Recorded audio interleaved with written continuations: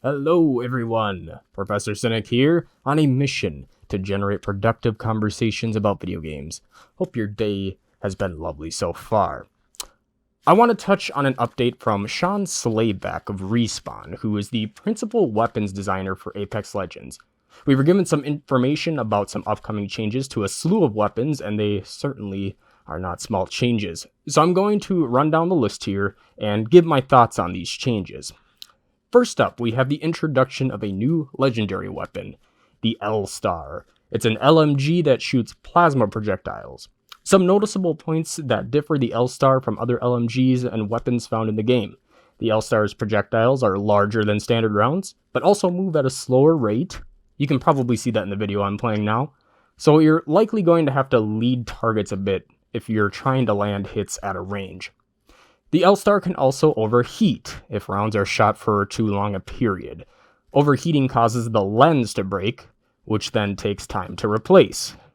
On the L-Star, I'm all for a new legendary weapon at this point. I'm not personally a fan of Zikreba, but mostly because I'm really bad at sniping, and the Mastiff is good, but I end up having more success just carrying a fully loaded R301 or something along those lines.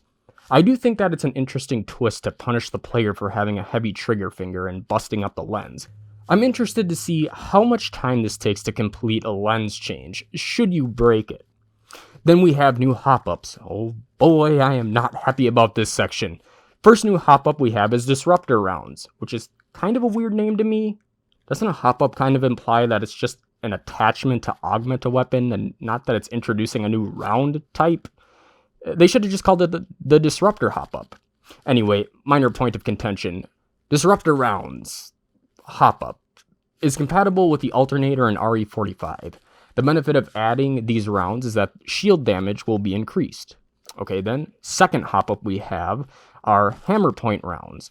This hop-up is compatible with the P2020 and Mozambique.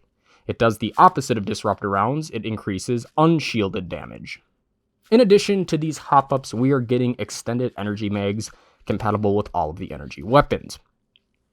Okay, so I know it's hard to judge these changes before they've hit live servers, but there are two problems I'm foreseeing with these changes already.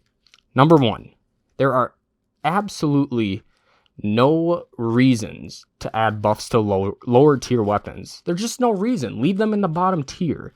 In my video where I ranked all of the Apex weapons, I made a comment that, of course in my opinion, the weapons in Apex were balanced in such a way that it made a nice bell curve. A select few weapons I would classify as elite, a select few I would classify as hot trash, and then a healthy amount of weapons that sit in the middle. I think that is a perfect way to balance the weapons. But now what Respawn is doing is trying to take the garbage tier and raise them up to the middle. And I know what you might be thinking. Why do you have a problem with Respawn trying to make some of these garbage weapons better, usable? My problem is, I think that there should be garbage weapons in Apex. There should be certain guns that you only grab as a last-ditch effort to stay alive. That is how you make a game balanced. He even made a comment about unironically carrying these weapons late game for weapon swap tactics. Without knowing exactly how much extra damage these will do, it's hard to tell if this is going to be a viable strategy, but I just can't believe at this point that I would take a Spitfire, blast someone until their shields are broken, and then waste the time to switch to a P2020 because it has an unshielded damage bonus. Unless that P shooter is doing 50 per body shot, you better believe I'm going to continue to hold down that Spitfire stream until they're knocked. Balance. There is a reason these guns are bad. They are supposed to be. And I can only imagine now that they are buffing these with hop-ups, they're going to start increasing the drop rate in order to get people to use them, which means there will be less loot room for the guns you actually want. Which brings me to my second point. Now that we have Disruptor Rounds, Hammer Point Rounds, and extended energy mags being added to the loot pool, it means that it's going to be even harder to find the stuff you need now. Why? Well, I don't foresee Respawn adding more loot in the map. That will probably stay the same, except for one little change that I'll cover in a moment here. So now we've added 3 new items. That means select fires are going to be harder to find, skull piercers, pretty much any item you can think of will now be more difficult to find because we've added 3 more potential items to show up in any location. And they are items that are not needed. I don't think many people were asking for a P2020 or Mozambique to be buffed. No, these are weapons you grab when you've got nothing else and you try to get rid of them as soon as you can. They didn't need the buff. Also, I'm going to go out on a limb here and say energy guns don't need extended mags either. If you need more than 32 rounds from a Havoc to knock someone, then you need to turn down your sensitivity or lay off the Adderall.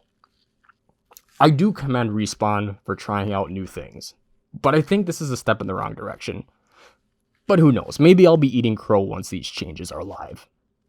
In addition to these changes, the Flatline, P2020, Alternator, and Triple Take are getting buffs. Again, I don't understand. The Flatline is crap, but that's fine. Find a Hemlock, find a Spitfire. I just don't understand. The Triple Take, I do agree though, needs a bit of a buff.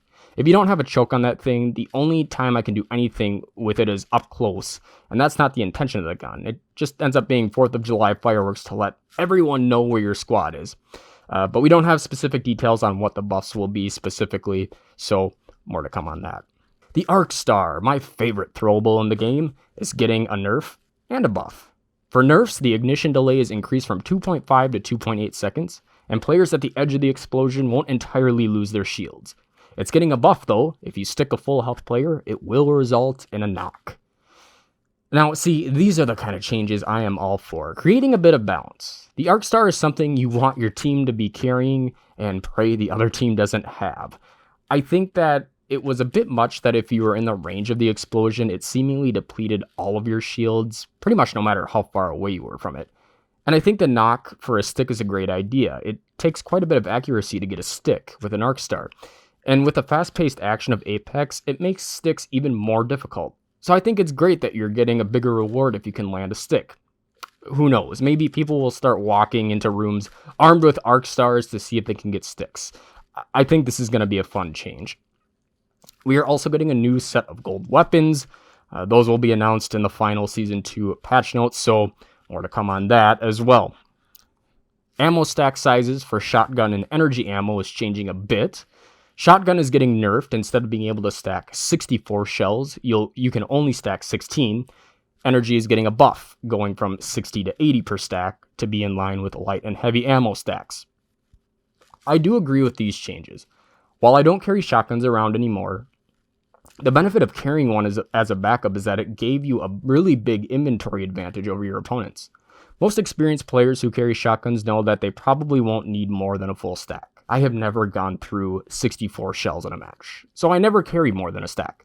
This gave me the ability to carry more throwables and heals. But if you want the ammo management for shotguns to be similar to that of other guns, this was a necessary move. It will force players to consider carrying 2 to 3 stacks of shells instead.